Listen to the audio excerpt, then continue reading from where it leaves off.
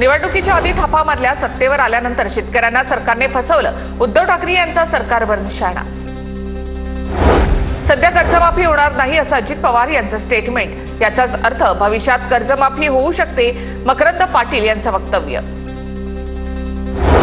कर्जतमध्ये उद्या अजित पवारांच्या राष्ट्रवादीचा संवाद मेळावा। सुनील तटकरे यांच्या मध्यस्थीने जिल्ह्यातील कार्यकर्ते पुन्हा एकदा स्वगृही परतणार। चंद्रपूर जिल्ह्यातील सावली बाजार समितीवर काँग्रेसचं वर्चस्व।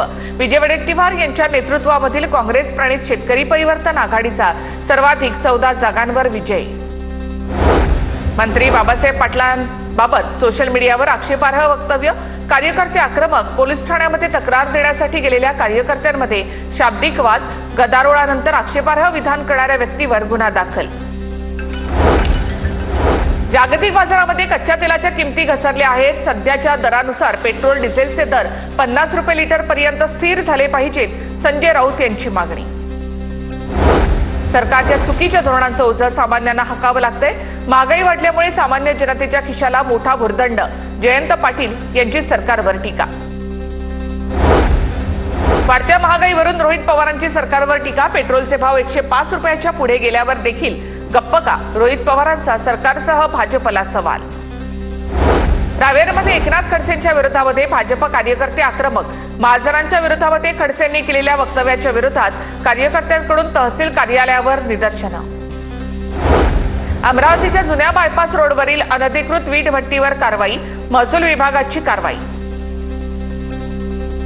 नांदेडमध्ये बिलोली तालुक्यातील शेतकऱ्यांनी भाव नसल्यामुळे 2 एकर वांग्यांवर फिरवला ट्रॅक्टर। वांग्याला केवळ 7 ते 10 रुपये भाव। आणि एक महत्त्वाची बातमी, धाराशिव जिल्ह्यामध्ये एप्रिल महिन्यामध्ये तापमानाचा उच्चांक, तापमान 40 अंशांवर। धरणामधील पाणीसाठा झपाट्याने घट। शहरासह 51 गावांना पाणीपुरवठा करणाऱ्या 13 धरणांमधील पाणीसाठा खालावला। सांगलीमधील मालेगाव ग्रामपंचायतीमध्ये टाकलेल्या कचऱ्याला आग। आगीमध्ये 1.5 एकर सीताफळाची बाग जळून खाक। शेतकऱ्यांचे 80 ते 90 हजार रुपयांचं नुकसान। नुकसानीची भरपाई देण्याची मागणी।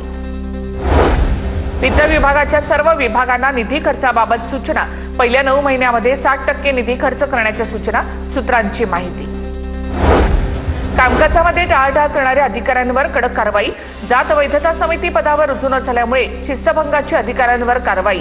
दीपक क्षीरसागर आणि संजीव जाधव यांच्यावर कारवाई। यवतमाळच्या हिवरा संगम येथे स्वाभिमानी शेतकरी संघटनेचा मेळावा। मेळाव्याला राजू शेट्टी संबोधित करणार। शक्तीपीठ महामार्ग आणि कर्जमाफीच्या मुद्द्यावर मार्गदर्शन करणार असल्याची माहिती।